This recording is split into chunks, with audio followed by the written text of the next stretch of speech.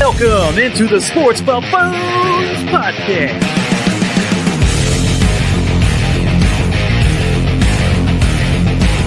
Hey, yo. Let's get it ready to roll. My name's Tanner Dawson. Joining me, of course, JG and Mike. This is the Sports Buffoons, ladies and gentlemen. This is the day after cut day of the NFL season. We are 1 week away, starting tomorrow, from the beginning of NFL season. We're also 1 week away from this show today, right here tonight, from Easy Money Bets returning to the show. Our favorite segment. So, but yeah, guys, welcome in here. Happy Wednesday. Look, lots of news have been happening here lately. I know a lot of cut day stuff has been going on. There's been trades, a whole bunch of stuff going on. But the Royals, by the way, guys, they're on the verge of the playoffs. They're on the verge. They're right there, right on the border. Right on the border, baby. Right on the border. Remember this time last year, Mike, we had a segment built in every show leading up to the playoffs. Are they going to make the playoffs? Right. And who was the only one that said they were going to make the playoffs? You. Well, I remember you were Mr. Negative in the beginning. So yep. I was wishy-washy the entire time. Every week I said that they would make the playoffs. Other than I think towards the end, I started to get kind of bearish, if we can use that term. But ended up making it. So, but otherwise, I felt pretty good last year. This year, I feel more of the same. I told you going into the year, Tanner, this is the exact same team as last year, but with better leadoff hitting and maybe better pitching this year as far as starting pitching goes. Yeah, but the starting pitching lately it's been a little rough. A little rough. It's fallen off. So, but otherwise, to me, this is the exact same team. So I expect pretty much the exact same record. So it just depends on the teams around them, how they fall.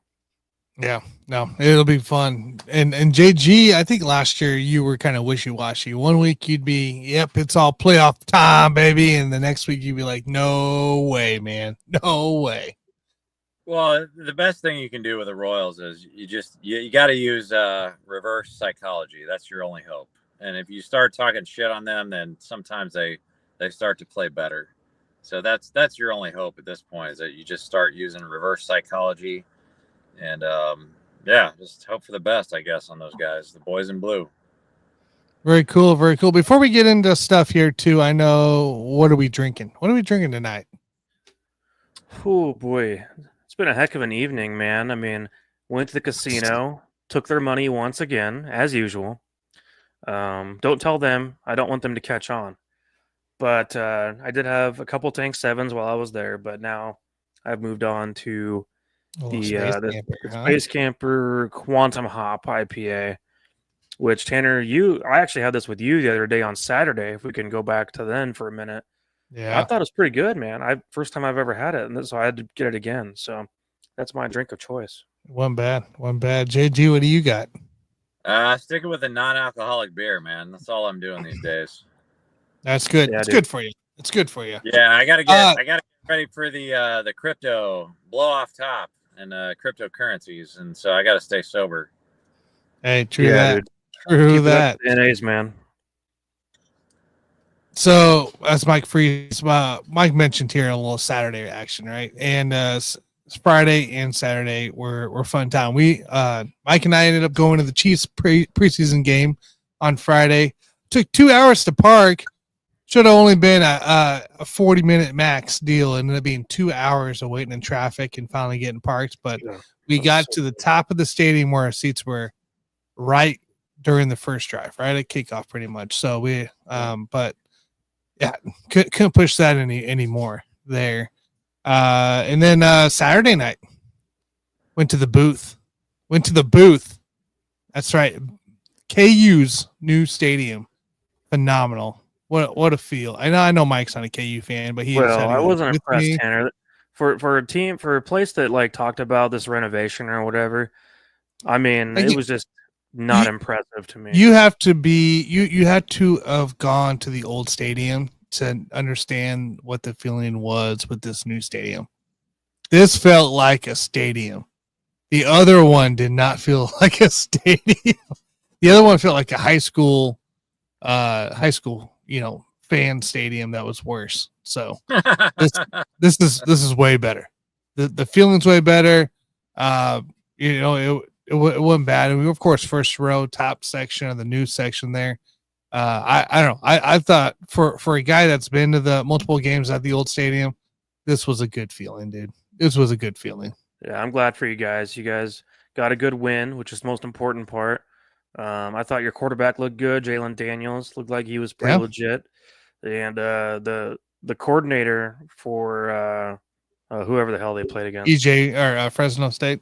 Yeah, Fresno State. Gosh, what an idiot. I mean, those guys don't know what the hell they're doing. I was just watching some of the play calling throughout that game going, what a dumbass. I mean, I was just it's finally in that mode for me where I'm like, why were you hired for this job? Do you even know what you're doing? And I don't think they did. Fresno State's pretty sad. It was pretty bad. It was pretty rough. And like just questionable. Why would you call it that situation kind of thing? So but yeah. I can call plays than that, man. You really could have.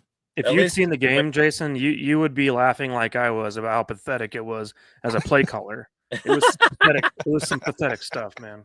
Yeah, at least with me, if you throw me out there, I'll call a buck sweep left and a buck sweep right, and over and over. Yeah, that's probably better than what the hell they were doing. Yeah, honestly, probably would have been.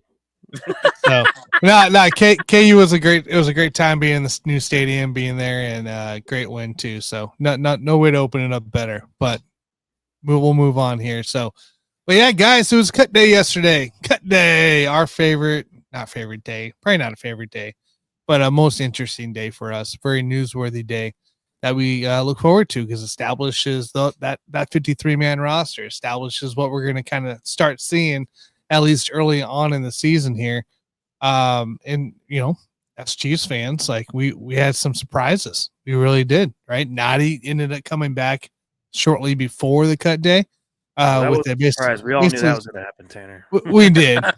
I figured it was be free agency more than it was a trade, but it ended up being a trade. Basically, Sky Moore for Noddy at this point, which I think we'll take that trade any day there. So, but yeah, so Noddy comes back. Some few key hits there. Pinnell gets cut. Surprising. They stick with 8 receivers, right? Tunyon, who we hyped a lot, like we saw a lot here for the tight end world during the preseason and camp, ended up getting released. So any other special surprises I'm missing here, Mike, of the cut day for the Kansas City Chiefs? No, I think most fans were surprised by the Mike Edwards cut, it seemed like. But it's a guy that you and I talked about last week, at least. We brought him up, Mike Edwards being a potential cut candidate. So that was not a surprise at all, especially with, the idea that, first of all, Chris Roland Wallace is younger and has looked really good at times as a depth piece in the secondary. So it made sense. I guess some people are a little surprised by the release of Essa Pohl, the left tackle. I saw a lot of that on X lately. A lot of people, and he ended up getting picked up by the Jets. Right. I think the idea for the Chiefs was that we were going to want to keep him on the practice squad, but that's the risk you take when you let someone go. Yes. But no, that wasn't. And Josh Williams made the team, by the way. Najee Johnson to IR, so that's probably why he made the team. Knowing the Chiefs staff, I'm assuming Najee would have made the team over Josh Williams, but due to that injury, we went ahead and kept Josh Williams, which I'm totally cool with. He is going to be great as a cornerback 4 or 5, whatever we need to use him as. But I was more surprised, if anything, by some of the guys we kept. I mean, gosh, Drayson Brown-Lee was the guy we all saw at training camp that we thought stood out the most as a receiver.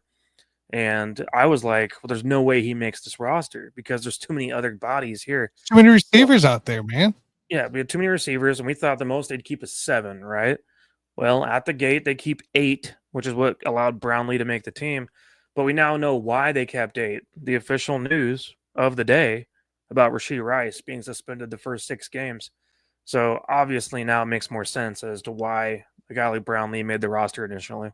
Yeah, well, they talked. So we talked about Rashee Rice, right? And the suspension did come today. Officially is underway. 6 games to start the season. Let's get it out of the way, right? Let's be done with it here. But there's also talks about potentially Jalen Royals going on the IR to start as well. Because he's also beat up. Yeah, which is a little concerning as a rookie already coming in and having those kind of injuries. But well, yeah, because it's an inflammatory type of situation. Yeah. When you talk about knee tendonitis, it's one of those things where you can't rush that back because you risk the idea of it getting worse. If you do bring him back too early, which is unfortunate because we've seen in training camp and everything, they've been using Jalen Royals in that Rashee Rice role within the offense. And so it's unfortunate that we don't have him to just step in and hopefully fulfill that. He might not be available for a while. So the Chiefs are going to need to have somebody else in that role for the first few weeks, in my opinion. Yeah. And so I'm thinking too, and I saw some other noteworthy X profiles say it too, like, most likely we'll see Jalen Royals goes on the IR and bring back, maybe a Cole Christensen in the linebacking core because they put Brandon George on the IR as well to start the season. Jack Cochran might hit the IR, as well. So Mike Pennell might be back too with these IR moves too coming in. Might be coming sooner than later for a couple of these guys newsworthy. So it's there's some moves here, but I don't know. 8 receivers was kind of shocking. But Jason, what was your shock here on cut day? Well, as you guys know, I'm a big fan of tight ends, the football kind. And so I was very disappointed that Robert Tonyan got cut because, I mean, you could do a lot of things with him. And I feel like he would have added a lot of value to this team. So that was my biggest surprise. And then Jason Brownlee was the guy that I really wanted to make the team more than anybody. And so I was thankful that he actually made the team. But that was a little bit of surprise to me. And I think those are the big 2 names for me. Big 2 names, yeah. Funny about Brownlee, real quick. I just now that you mentioned his name again, on the Chiefs training camp program booklet, they had his name on there as Jacob Brownlee. And I thought that looked iffy whenever I first read that as Jacob Brownlee, but I was thinking surely the official Chiefs training camp booklet would not misspell his name. So I made a tweet that same evening after training camp saying, how it would be difficult to cut Jacob Brownlee, just saying that name because it was what was in the booklet. His girlfriend, as a matter of fact, tweeted at me and corrected me on his name and saying Jason is his name, as a matter of fact. So I don't think I told you guys that, but his girlfriend literally found my tweet and responded to me saying his name's Jason. And I was like, I apologize. I was like, my bad. I apologize. Hope the best for the guy. I hope he makes the team, yada, yada. And I was like, well, the Chiefs training camp booklet needs to do better then because they had me confused on his actual first name. Yeah, she was not correcting you. She was correcting the Chiefs for putting the wrong name in the booklet. Well, exactly. Yeah. I don't think she even realized that it was not the correct name in there, but she was really nice about it. She was just letting me know that his name is Jason, not Jacob. Well, at least she was nice about it. So, yeah, I don't know, guys. What's the confidence level here? Just seeing the roster right now, seeing the depth chart in the roster today. What's the confidence level as we are just a week away from Chiefs start game day? Well, it helped a little bit to get Derek Nottie back as a depth piece on the D tackle spot because, as you guys know, for the past 2 months, whatever it may be, I've been harping on the fact that this run defense is going to be really bad because we do not have the depth of the rotational pieces to sustain stopping the run with a 35-year-old Mike Pennell, who was your presumed starting D tackle next to Chris Jones. That was never going to work. Mike Pennell's now been released. He might come back, but Derek Nottie coming back is a big piece because it does help add the depth and familiarity within the defense. Jerry Tillery still has a lot left to be desired, but at least it's something to go off of where we can say, okay, the main core pieces of our D tackle room are at least, for the most part, back this year, so we can kind of expect hopefully similar production as last year when it comes to run stopping, because that's what I was the most worried about going up to this point. But offensively, my confidence level is as high as it's been since 2020. Since we had Tyreek and Sammy Watkins in the same room, and a young Travis Kelce. I think that offensively with these receivers we have, especially once Rice is back and everything, I feel as good as I ever have about this current room offensively. So we might be seeing Mahomes put up some crazy numbers like we'd seen in the past once more, which is going to be nice to see, and going to shut up a lot of the idiots out there who think he's no longer a top 5 quarterback or whatever. I think it's going to be a team this year that puts up some points, because I think last year and the year before that even too, they were a little disappointed in themselves in the way they could move the ball offensively. So I'm feeling pretty good for the most part. I think the defense has a couple flaws, but overall my confidence is I feel like this once again is a Super Bowl potential team. Why would it not be? Jason?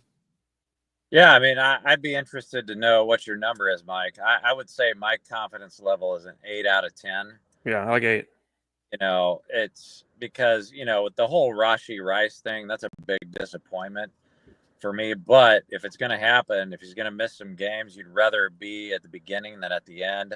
You'd rather have a huge wide receiver room the way that we do right now, just so we've got some bodies to throw in there just to get us by for the first 6 weeks.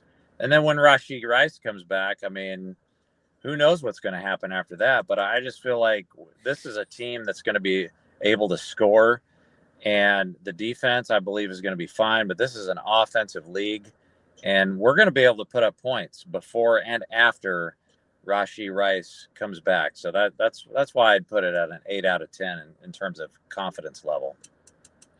Yeah, I like 8 out of 10. That sounds about where I was thinking as far as confidence and how I feel about the team right now, because I definitely don't feel down about it. Why would I? And yeah, confidence-wise, I like the direction of the roster, and especially what they did at the receiver position. And as Dave just commented about, Robert Tonyan is on the practice squad, by the way. He was at practice today, as a matter of fact. So, and we haven't touched on it yet, but Clyde Edwards-Helaire is back as well. Clyde! Oh, yeah, your boy. You got a T-shirt of Clyde's. That T-shirt has worn out its welcome. It has been tossed. I just wore it too much, man. I love that T-shirt. It was the Fresh Prince of Good words, Clyde. Clyde Air, or whatever the hell it said. And I wore it so much to where the faces were looking a little deformed. So that had to go to the trash. It was a fun T-shirt, though. I liked it. Man. That's all right, man. Yeah, I just wore it all the time, honestly. Only thing you need to do, if you really wanted to boost my confidence level up to a 10 out of 10, if you could just figure out a way to sneak me into Tay-Tay's suite the way that you did last year, then that would bounce my confidence level back up to a 10 out of 10, because I feel like, dude, she's a quality human being, dude. And I really enjoyed hanging out with her last year. Yeah, man, that was a lot of fun. And I almost forgot that you actually snuck in, because I was only bringing Tanner, but you happened to be able to sneak in with us at the same time. And the looks on the faces of the people wearing suit and ties whenever we all walked in was hilarious, because they were like, "What are these buffoons doing walking into this suite right now?" And they act like I've never met Taylor Swift before, like a day in my life. It's just like, dude, this is what I do, man. Like, you act like this is a big deal. Like, I like to meet famous people. It's not a big deal, man. And then Tanner ate all of her food. Hey, that was some good mac and cheese and barbecue, man. I've never seen a person eat so much in one game in my entire life. There wasn't any alcohol, so it was alcohol. I had to do something. He ate some of her food, but she looked like she was trying to watch her figure anyway, and she didn't care that Tanner was eating all of her food. If there was alcohol, that would have been She was having a good time. She was watching her future fiance and husband out there, and that's right. Future fiance. The proposal happened, guys. The proposal happened. She said yes. Well, we'll see what happens. the season hasn't even started yet, so maybe it'll happen again. Maybe I can. You know, there's a. I don't know if you guys are following X at all or get on there a lot, but there's some Bills fans. They are true haters. They are not happy that Kelsey and Taylor Swift tie the knot on cut day when everybody knows they're on their phones. And meanwhile, Josh Allen and whatever the hell his wife is or fiance or whatever, tie the knot and nobody, spoke about it. So, they think it's just a gimmick. They think it's still a gimmick, guys, for that here. And they're really butthurt that Josh Allen didn't get the same treatment that Travis and Taylor Swift did. Well, I'm telling you right now, dude, I will say this for as long as I live. If I would have been single last year when I met her, that she would have not been engaged right now. Like, I would have figured out a way to steal her away from Travis. But the fact that I was a married man kind of saved the day, I guess, in her book, because I could have figured it out, man. Well, at least you got a picture with her and all that good stuff, man. True. Yeah, I did get my picture with her, and what do we say? 10 years ago, I would have had that in the bag, no problem. Oh yeah. No, she seems like a nice girl, so I'm glad that she's part of Chiefs Kingdom, and it's kind of crazy to think about, man, that here we are as Chiefs fans. If you'd put me back 20 years ago, I would have never thought we'd have a Chiefs player that's dating or about to marry the most famous woman in the entire planet. It's kind of crazy to think about, really. Why is that a bad thing, Starsky? Travis and Taylor want the publicity. Josh and his wife did it privately. That's what Starsky said. Why is that a bad thing? Why is that a bad thing? Yeah, I don't know if they want the publicity as much as the publicity wants them. It's not. They're not going to them. It's every the time other I told way you around. guys, whenever I was in the bathroom in our suite, I'm pretty sure Tay was across from me in the bathroom as well. I heard her flush the toilet at the same time I did, so it felt like we were connected for a moment. So Yeah, you were. That was quite a special time. So I was like, "What are the odds?" Here Special we are. time. We're bathroom butt to butt right now, just between only a wall between us. You guys were bathroom buddies. We should have taken a video of that. But here's the thing. My point to Starsky is that that everyone, every time Taylor Swift sneezes, they got to follow her around. The problem with Starsky's situation is that no one gives a crap about what Josh Allen's wife is doing. She's just not that important. That's the difference. I mean, I'm not wrong. Boom. Shots fired. Dave says she's a 6, by the way, for Josh Allen. I'm not going to rate her. She's no Sydney Sweeney, but we'll talk about that at a different time. So, ladies and gentlemen. That was Josh Allen's wife is a 6? Is that what you just said? That's what Dave said, yeah. No, he said that about Taylor Swift. Which one is it, Dave? Taylor Swift or he was Josh? Talking about Taylor Swift. I'm not gonna rate Taylor Swift, man. I think she's cool. She seems nice. I thought when we saw her in person, she was very, very nice and lovely looking. So that's all I can say. Now you guys sound like Trump. He rates everybody as a 4 unless you vote for him, and then he'll escalate you up to like. Well, according to Trump, T Swift would be a 2 at best. I don't think he's a big fan. Look, there was only one girl in that box there that I cared about, and that was Donna Kelsey. Okay, that wasn't no Taylor Swift. It was Donna. Donna wanted to be left alone. Donna was like, "Quit talking to me. Go away. I just want to sit here and watch my son play the game." Yeah, Donna was the one I cared about. So forget Taylor. That's the one I cared about. But guys, I guess confidence level. Let's get back to the topic here. Confidence level here for me. You guys have 8s. I got closer. I'm a 7.5. I'm 7.5. I'm not. I need a little bit more prove it for the defensive depth to come into play and see how well they perform with the starters in play. And I'm a little. I'm not concerned of our coaches or our coordinators. I'm concerned just by execution of our depth. So I'll go 7.5. I won't go quite go the 8 mark, but I'll go 7.5 for this team here. So he's scared. He's scared of Sean Payton. He won't admit it, but that's the reason for his 7.5. Yeah, at least you said Sean and not Harbaugh, because that would have been even worse. Thanks. Sean Payton is like the GOAT. He's the GOAT coach. I never talked about the Broncos, dude. Never talked about the Broncos. I don't know where the Broncos came into play. Well, I know you're afraid of them. That's all I know. I am not afraid of the Broncos. So why'd you give him a 7.5 confidence level? Because I'm afraid of their depth of their defense. Didn't you hear me the first time? It's not pretty. It's not pretty. I don't know, man. I don't know where that's 7.5 doesn't make sense to me. Like this is going to be a really good team. Starters look great. I'm concerned after that. I think this year the offense is back to top 5 in the NFL in both yards and points scored. Defense might be middle of the pack again. You know what I mean? Like one of those things. They might be somewhere around 16th. But honestly, that's where Mahomes does his best work. Is when he realizes on the field, I got to score every drive. And Mahomes, I'm behind. Also going into this season, by the way, is probably more driven than we've seen him in a while.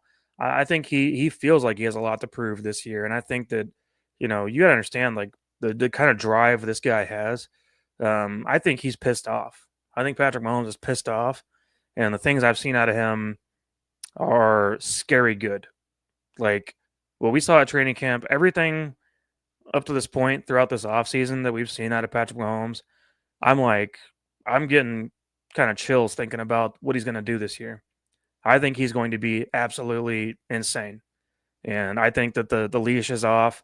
I think he's ready to fling it downfield. I think he's ready to do whatever the hell he wants. And, just get back to his roots, really, of the way he likes to play the game. And I think that's about to happen. You're about to see him just unleash once more and put the game on his shoulders more. And, last year we had a lot of games that were decided within one possession, right? We led the league in that category, as a matter of fact. And I think this year we're seeing a situation where Mahomes is going to say, no, I want kill shots. I want to go out. I want to win games by 2 touchdowns, 3 touchdowns, every chance I get. And I think that's more in line of his thinking this year going into the season. And I agree with you. I think he is pissed off, and he's got a good reason to be pissed off. Because if you're a guy that's being compared to the greatest player of all time in Tom Brady, like, if you go to the Super Bowl and lose, like that should be the motivating factor right there. Like it's not. I'm not saying that he needs any motivation, but there's something about failure that takes you to a different level, and that's why I agree with you, Mike. I think you're going to see a just a little bit different level of Mahomes this year. Yeah, and I don't know how you guys thought so far what we saw in that preseason Week 3 game, but Tanner, did you notice the pocket looked pretty good for Mahomes for the most part on those few drives we had? He had 3 drives. I thought Simmons looked really good at left tackle. I thought overall the O-line was giving him time, which is going to be huge this year. If we can sustain that, over the course of the whole season, I mean, he's going to do some crazy, amazing things anyways. So I think having a legitimate left tackle that he can rely on and trust is going to be huge for his confidence, and sitting in the pocket a little longer rather than bailing out, which is something he did a lot over his past couple of years, bailing out and rolling out to his right. Now he can sit maybe that extra split second and just fire a ball in there, Yep. Yeah. No, it was wide open, and when he was under pressure or taking too long to let go of the ball, there was area for him to move. Right, he was able to navigate without having to be pressured by the defense there. He was able to get to the side, do his thing. Like it looked good. It looked good for that instance there. So I think so. Can't complain, guys. Can't complain there. Next week we'll talk Week 1 preview, right? Going against the Chargers down in Brazil. We'll be talking that here next Wednesday for the Chiefs here, and we'll see what other moves happen. See who goes on IR. I talked about Royals and Cochran possibly going to IR here. We might see a Pinnell back on the team by then. Well, we might see a couple guys. So we'll have to wait and see what happens between today and then. But Week 1 preview coming up next week for the Kansas City Chiefs. So stay tuned for that next week here.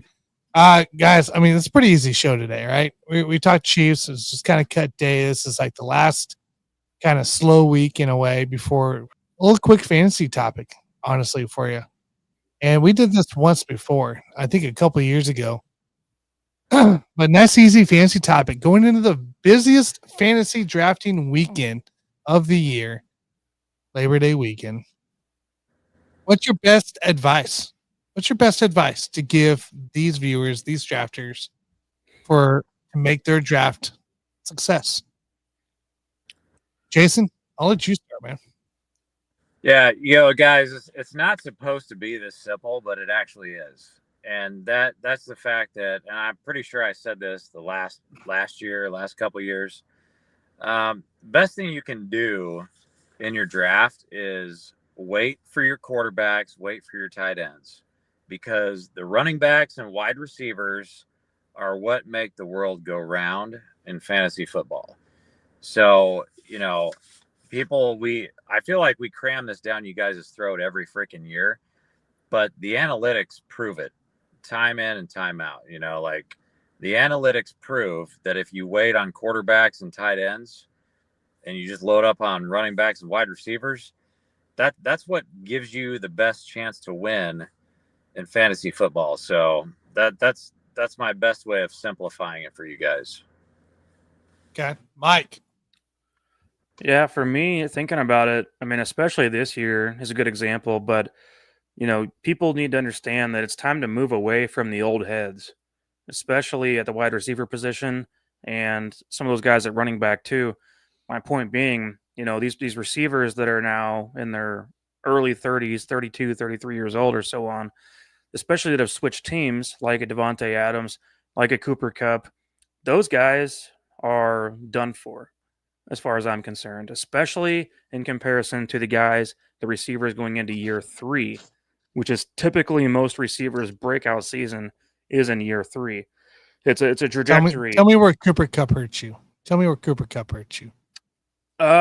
Dude, he hurt himself. That's the problem, is that he spent most of his career injured, and he had one amazing season, two really good seasons, one incredible season.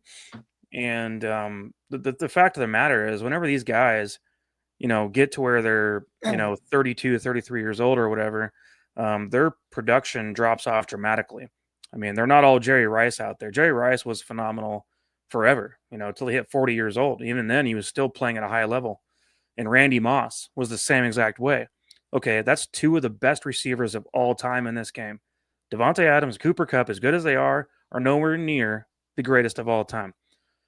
They're very good players. They were very good players in their prime. It's time now to start focusing in on those year 2, year 3 receivers and running backs too, that are about to bust open, basically about to do that skyrocket, about to do that thing we talk about, Jason, when we talk about crypto, the blast off. Well, I'm just saying that their value at that point is about to skyrocket. And not to mention, it's also coming up on contract years for those guys as well. So something to take into account. But even a guy, like a situation like Aaron Jones, who I'm a big fan of. I think Aaron Jones is a really good running back. He's one that I would probably stay away from. They brought in Jordan Mason over in Minnesota. He's going to steal some touches away. And he's also in his 30s now. I just think it's time for you as a fantasy owner, start looking at guys who are 24, 25 years old, and that's the running back you need to be taking. That's the receiver you need to be taking, because that's where you're going to get your most value out of the position. And I see this every year where you think to yourself, well, this guy's a big name. He's going to put up production. Even Mike Evans. Throw Mike Evans out there for me, you guys. And you guys know I love Mike Evans. Mike Evans is one of my favorite receivers of all time.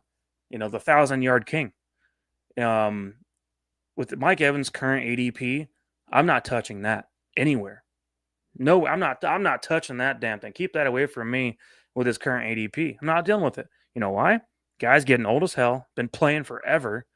It's winding down. It's time for me to find who's that 24-year-old Mike Evans who's gonna step in and start making plays, because that's where you get real value. So that's my advice. My biggest advice this year, especially to people, is that the big names, the old heads, time to move on and seek out those guys who are the next coming of whatever it may be. Yeah, I actually don't mind that at all. Don't mind that. By the way, Mike Evans, in my 20-something best ball drafts, I've only dropped to the guy once because of where he's at. And that's just is too high, Tanner. Yeah, it's too high. I know. That's why I drafted him once, because I just can't pull that trigger. But I needed some, some little difference in my teams, and that had to be a difference. So part. But yeah, I couldn't pull the trigger. I couldn't pull the trigger in any of those others. So, Well, so what's your biggest advice, Tanner? Biggest advice is kind of roster construction, right? But understanding where your weaknesses are and kind of loading up around there. So let's say you start out heavy with, you got like 5 big name receivers right off the bat, right? 5 out of 6 rounds, you got a nice little starting running back, and you go out, you draft another couple of receivers, right? To load up. Now you got 6 or 7, good solid wide receivers.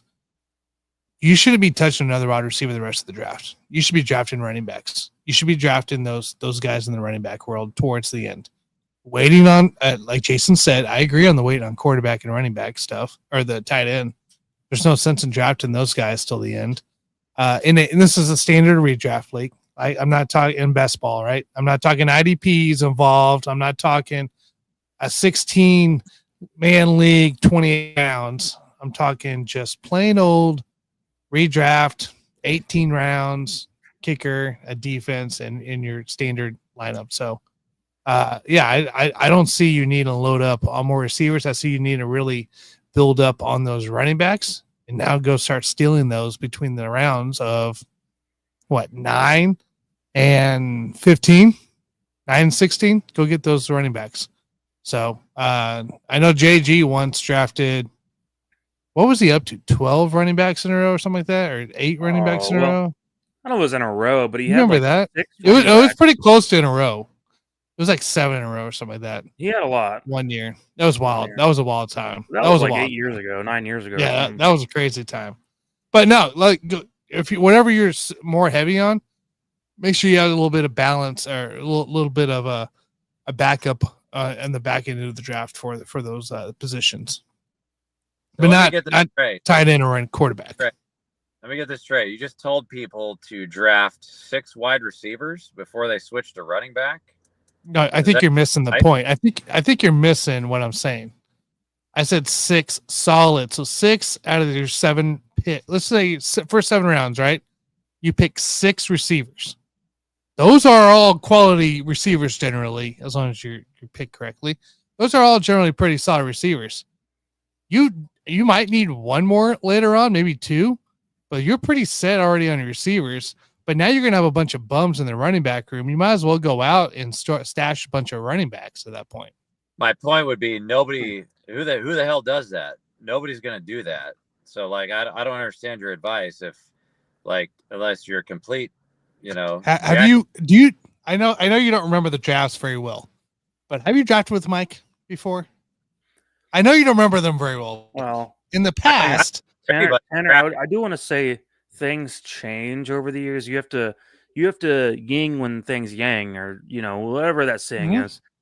You have to zig when things zag. Right? I'm just saying it's happened before in our league. I was zigging when things were still zagging. Whenever I did that with all my receivers, and I did that for about 3 or 4 years straight.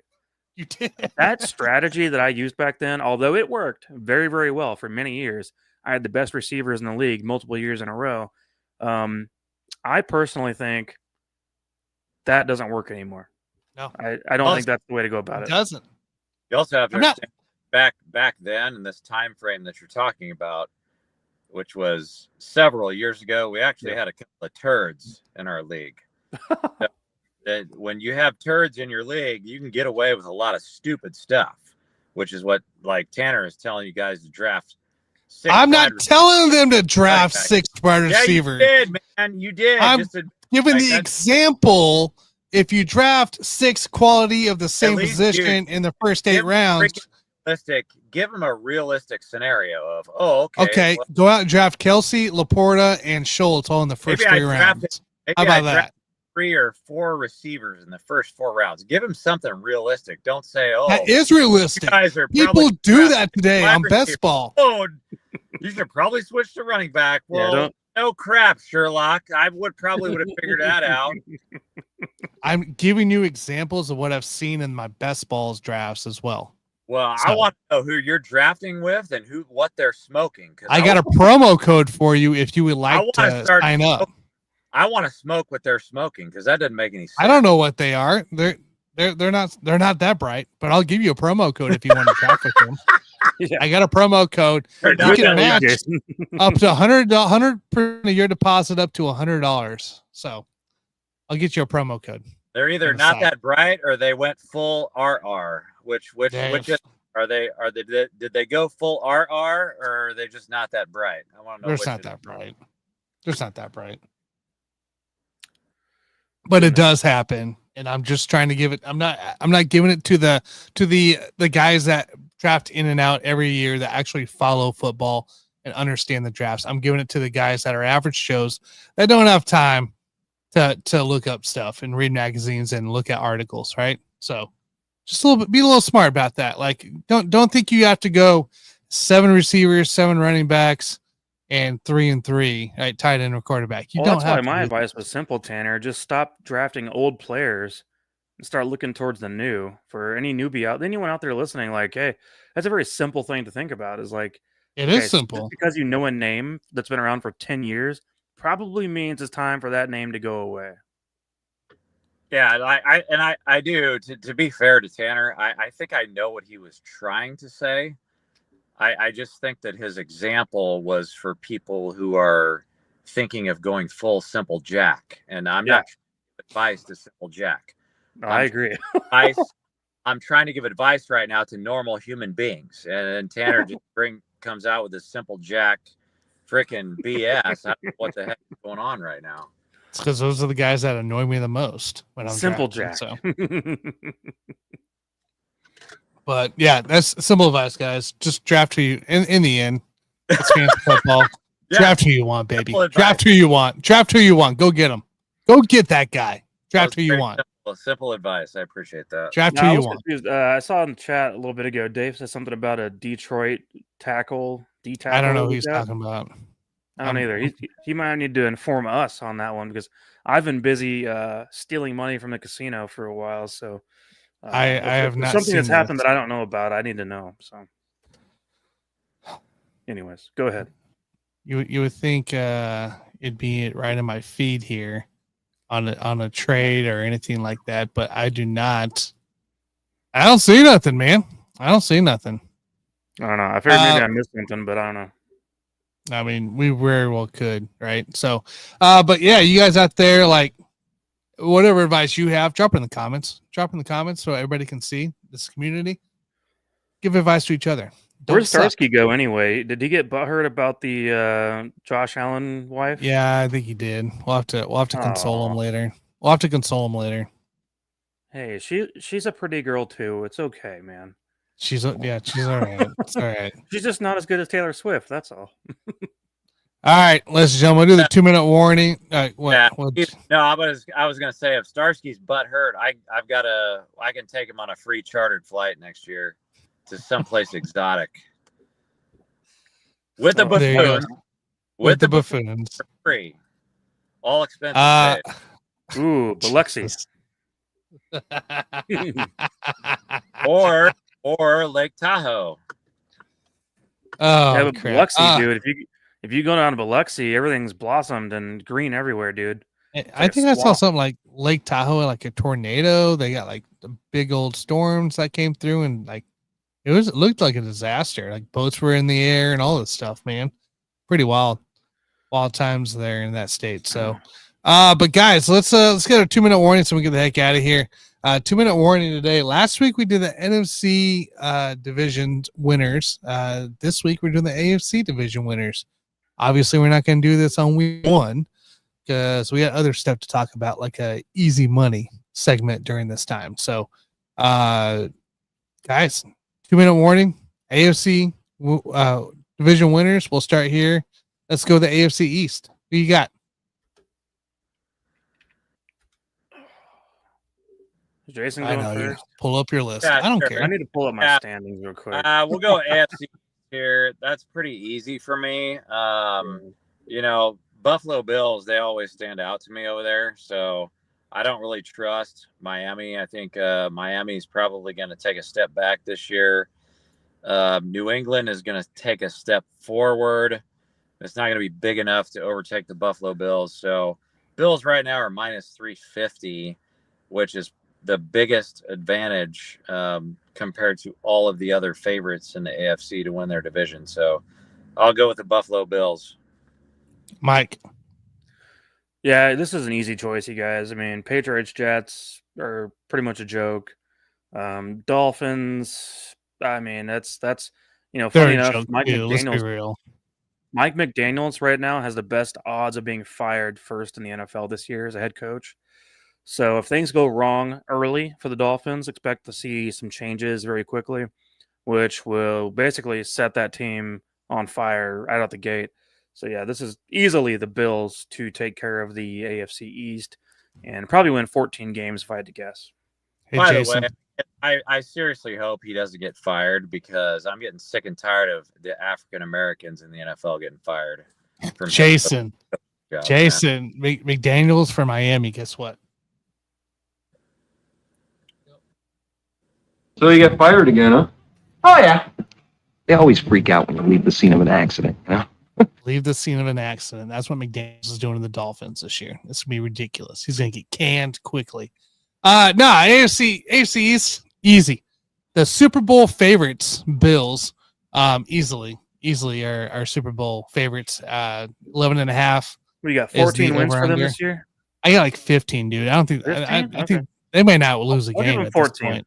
So I think the Buffalo Bills are probably my favorite here out of this one, and then dead last is the New York Jets. So that's what I got there. So fair enough. All right, next on here, we'll move into the good old South or North. Sorry, North, AFC North. Whoever wants to start. Yeah, I'll go ahead. I mean, yeah, to me, this division looks a lot like it did last year. And to me, the Ravens still their top dog. I just think Lamar is too efficient, and he's kind of Lamar is becoming almost like Peyton Manning was to an extent, as far as the regular season MVP. Essentially, just puts up crazy numbers and then gets to the playoffs and shits the bed. And I think there's something to be said for that. I mean, Lamar is still a great quarterback, but you got Ravens. Last year was the Steelers. Right after that, Bengals, then Browns. I think the Bengals do jump up to second behind the Ravens, but not a massive jump up, man. The Bengals defense sucks ass. To me, the Ravens are just the better team all around than anybody else in that division. Okay. Yeah, that's music to my ears when you put it like that, Mike. I like that the Bengals defense is just completely horsecock, and I agree with you. I think that Baltimore wins the division. I think that if anything, the Bengals are they're gonna take a step back. I think they're just way too top heavy. They gave out all those massive contracts, and they're just too top heavy, man. Like I don't like the roster at all, and they paid so much money to those skill positions that I just think it almost feels like they're a hollow shell of a team, and so. I don't even know if Bengals will come in second at this point, but maybe I'll throw the Steelers in there to come in second. But Baltimore is definitely going to win the division. They are minus 160 right now, and so I'm going to ride with the Baltimore Ravens. Gotcha. I got Baltimore in first, Bengals second, and the Browns in last. So that's what I got there. AFC South. Who wants up? This is a tough one a little bit because I always feel like Jacksonville underachieves, but they're also capable of a lot more than what they have put up. Like four wins last year for Jacksonville is crazy. That's just bad all the way around. And Houston had 10 wins, and I still think that Houston's a good team. Keep in mind, guys, you guys know I've always had at least a half Chubb for Nick Chubb, and I'm not going to give up on Nick Chubb at this point. I think there's definitely still some value there for him to be on the Texans, but I'm also going to say I have my little surprise, I suppose. Maybe it's the old Jags fan in me back in the day, but I think Jacksonville pulls out an upset on the AFC South and wins the division, and somehow miraculously Trevor Lawrence remembers how to play quarterback again, and then the Texans finish second. So that's kind of the order I see things going on, but it's going to take a big jump from Jacksonville in a lot of different ways for it to happen. It's just it's a weird division, and I just think there could be some surprises there. Yeah, I feel like we've been waiting on Trevor Lawrence to step his game up for a long time now, and I think this has to be the year that it happens. Jacksonville right now is plus 300, and Houston is the favorite, and I do think it's going to be close. But I'm going to side with Mike here. I think that Jacksonville wins the division, and right now you can get Jacksonville at plus 300. I don't understand why Indianapolis is plus 350 with Danny Dimes as a quarterback. I feel like that's just a weird line. Like, why would they be plus 350 and Jacksonville's only plus 300? But I'm going to side with Mike here. I do think Jacksonville wins the division, and Houston. It's not that they're going to take a step back. I just think that it's going to be really close coming down to the wire. Yeah. Wow. I thought I was going to be the outside guy in on this one because the over under for Jags is 5.5 this year. Yeah. And so I did a show on with the LTS guys on the Bodkin show, right? And we do it every Thursday. We broke down this division. I got made fun of because of my pick, and that's because with a tiebreaker win at 8 wins apiece between Houston and Jacksonville, I got Jacksonville winning this division. Wow. Tiebreaker win. Look at us, guys. We what in the world? 4 games last year. We all 3 decided to pick the Jaguars. Okay, hey, can you give me over under again for wins? 5.5. It was 5.5 when we did the show a couple weeks ago. So you don't know what it is right now? I can get it to you. You want to know the wins? Wow. I'm going to put my life savings into it right now that they hit the over on that. Oh yeah. Can I put 5.5 is crazy though. You guys want to go what 15K? Can you put 15K on that stuff? Yeah. Well, yeah. Let's take out some of our Ethereum and we'll just put it into the Jaguars. Futures wins. All right. Jaguars. If it's still 5.5. You can still 5. So it did go up here. Now it's they moved it up to about 7.5 here. So, oh. So that was the time to buy. That was the time to buy. They've been listening to the damn buffoons before we even came on the air. Damn it! Right? Well, that was a good deal. It would have been. Don't bet it now. But no, I got the Jags there. I think 8 wins, tiebreaker bet there. And then for me too, I like to throw the last place guy in, and that's Tennessee Titans to me. I think they look better. Dude, Now, Tannenbaum has them in the AFC Championship game, Super Bowl almost pretty much at this point.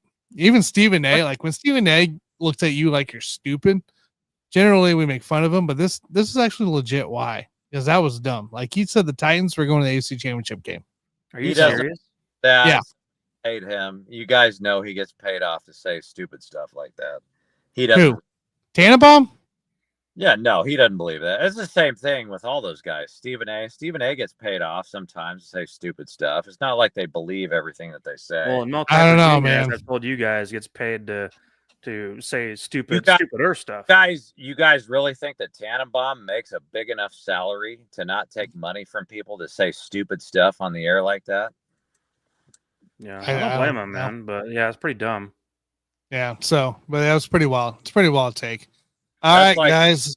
That reminds me of Sam Acho. Like, what was it? 3 years ago, Sam Acho gets on the air and said Patrick Mahomes is not a top 5 quarterback in the league after he just won the Super Bowl or whatever it was. I don't know. Orslowski, whatever the hell his name is, he kept Mahomes out of the top 10 quarterbacks. So yeah, they get paid. I want you guys to understand they get paid to say stupid stuff. So all of you guys that watch ESPN, like, just keep that in the back of your mind. Now, Dan did come back on the Pat McAfee show and said, do you know how hard it is to keep track of all these different quarterbacks and where you want to put them? He forgot totally about Mahomes. So that he also came back and defended that. Just want to throw that out there. All right, guys. It's final division here in the 2-minute warning. AFC West. I If somebody has anybody have the Raiders? Anybody have the Raiders? Hands up. Hands up. Is that on your? Is that on my bingo card? Let me check my bingo card here. No, nobody with the Raiders. Oh, didn't have the freaking Raiders. Didn't have it. Nope, nobody in the back. How about Harbaugh on the Chargers? Harbaugh on the Chargers? No. Oh, he almost started racing the sand. But he did it. Gosh, he actually kind of sucks. No, I didn't have him up there. Okay. Either. Oh, there's Carrington. I saw Carrington back there. He had his hand up for Chargers. The Denver Broncos. Anybody? Well, see, that's everyone's favorite flavor this year. It is of the year is the Broncos now, because every year they used to pick the Chargers to overtake the Chiefs. And now this year, everyone decides this is the Broncos' year. Now it's the Broncos' time. We can pick them to finally take down the almighty Chiefs. And so that's now the flavor of the year, of the offseason, I guess, is to pick the Broncos. Yeah, so I do like the Broncos. You know, they're not going to win the division, but I do believe they're going to take a big step forward this year. And they're going to be in the playoffs for sure. I can guarantee you that. I guarantee you that they will get a wild card this year, and they're going to have, they probably go like 10-7 if I had to just throw a random number out there. But the Chiefs are going to win the division. Like they're minus 120 right now. You know, and like you guys said, everybody's got a hard on for freaking Sean Payton, the Broncos, and that's me included, man. I'll fully admit it. I've got a hard on for Sean Payton and the Broncos. They're going to have a great year. They're going to take a huge step forward. But two things can be true at the same time. You can take a huge step forward, and you can still lose 2 games to the Chiefs. You can lose both of your freaking divisional games, the regular season of the Chiefs, and you can still take a massive step forward. That's my prediction. I think the Chiefs beat them both times, but I think the Broncos are going to be a force this year in the AFC. Yeah, gotcha. It's going to be competitive, right? I mean, now it will be. Have a competitive division. I think even the Chargers can be competitive this year. Raiders will be better than the year before. I think Geno Smith is a serviceable quarterback, but I also know that that's where careers go to die. And so he's chosen to go to the Raiders because he wants his career to end. And that is going to be what happens. You will see a drastic He also got Pete Carroll again, and Pete Carroll it's better than what they've had. Tanner, none of that familiarity matters, Tanner. I promise you. The Raiders are where careers go to die. And Geno Smith has chosen his fate. I don't know. Tom Brady's a part owner now, man. He's a part owner now. Okay, what's happened? What's happened since he's been involved? He's been involved with the Raiders for like 3 years now. Like there's not been positives that have happened until this year. Ashton Jeanty is going to be fun to watch. I'm looking forward to see if he can be a good running back. I think Jeanty is going to be fine. Powers is a badass. I agree with the overall premise, which is that is where players go to die, except for Antonio Brown. He actually he played amazingly well after he went to the Raiders, but that was like a one-off, I guess you would call it. That's a good point, but that's because he decided to act a fool and get kicked off the team and lose Mike's fantasy championship game team because he wouldn't wear the right size helmet, and amongst other things. So I mean, I guess if you want to get kicked off the team, you have a chance. But if you pigeonhole yourself into staying with that team, your career's over basically. And maybe Devontae Adams can show some signs of life this year. I don't know, but like I said earlier. He's getting a little too old. Probably not something I'd put a lot of faith into. But anyways, my point is that it's competitive this year. The Broncos will be a competitive team against the Chiefs, which makes things more fun, as a Chiefs fan, because for a few years there, especially 5 years ago or so, the Chiefs would just run away with everything. It was too easy. We were destroying the division, and there was really no competition, it seemed like, unless they got lucky with which we saw that a few times in different situations where there was a bad call here or there, and the other team, the Raiders won a game at one point, the Chargers won a game at one point. The Broncos couldn't beat Patrick Mahomes to save their damn lives forever. And just kind of the way it was. We walked into every divisional game expecting a win, which happened way more often than not. So now we actually get to walk into every divisional game going, hey, we get to see a quality competition, which is going to be cool. It's going to step up everyone's game, I think. So that's going to be nice to see, I suppose. So everybody has the Chiefs winning. Yes. Okay. By the way, I saw Dave mention the D tackle we signed to the practice squad, Roderick Martin. He was actually taken at the back end of the third round, 96th pick overall from the Lions just 2 years ago. But yeah, he is a big boy, 6'5", 326 pounds. Sounds like if I had a few more taquitos, that could be me, man. But yeah, from Tuscaloosa, Alabama. So you guys know how those Alabama boys do. So yeah, they're big, but like Dave also said, his RAS is a 2, so he's just the guy to fill the hole. Just a big boy to stand there, I guess. I don't know. That's right, got to fill a hole. We'll see what happens with that. So that's your 2-minute warning, ladies and gentlemen. By the way, I do want to end our show with a little bit of news here, guys. I don't know if you're aware, but the San Francisco 49ers have a couple Super Bowl receivers on their roster now. So they have Sky Moore from us.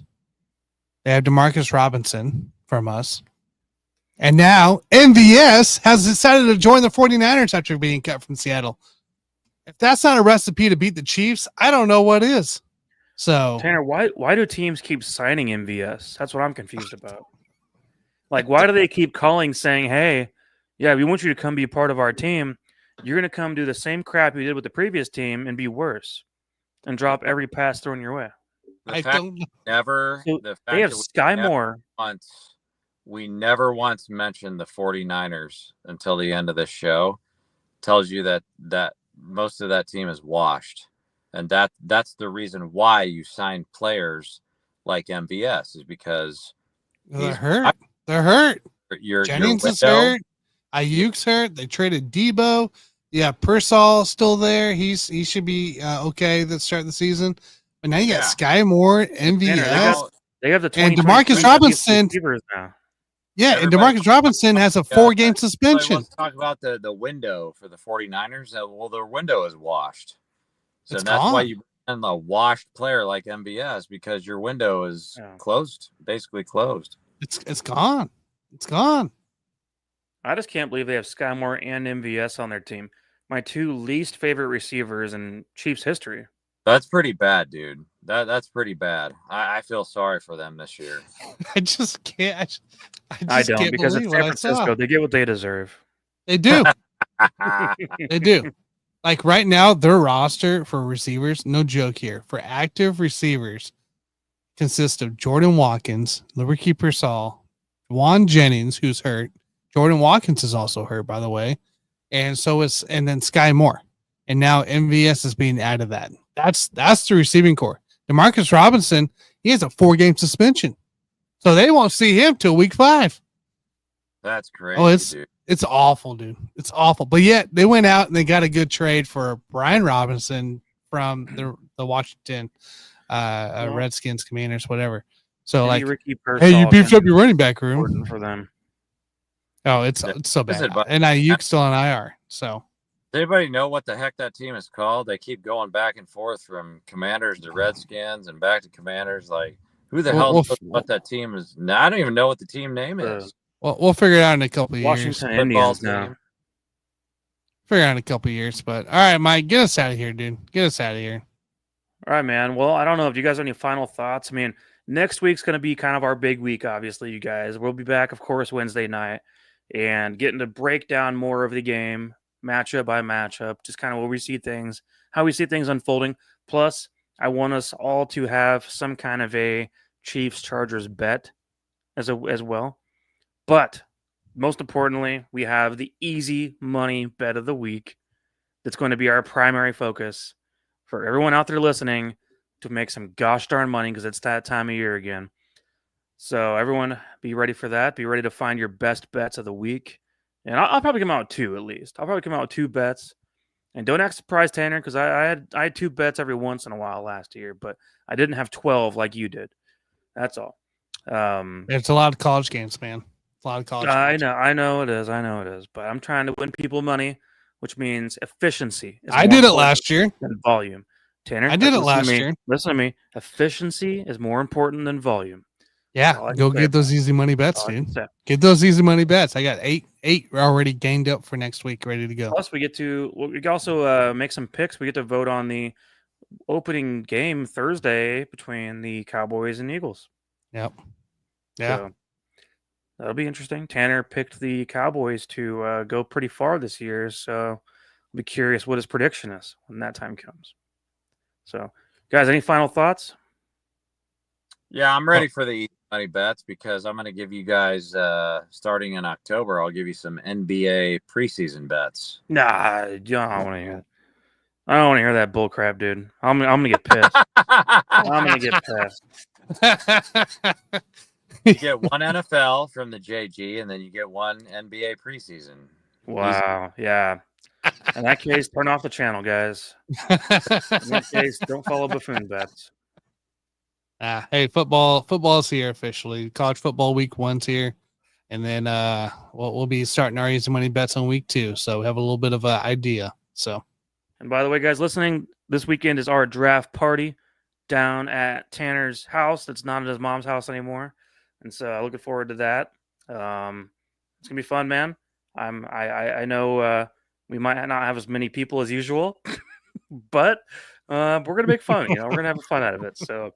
It'll be a good time. So, it'll be a good time. Hopefully we can draft the hell out of things and see how we do. But anyways, guys, that's it, man. And I'll see y'all on the next one. Outro. See you guys.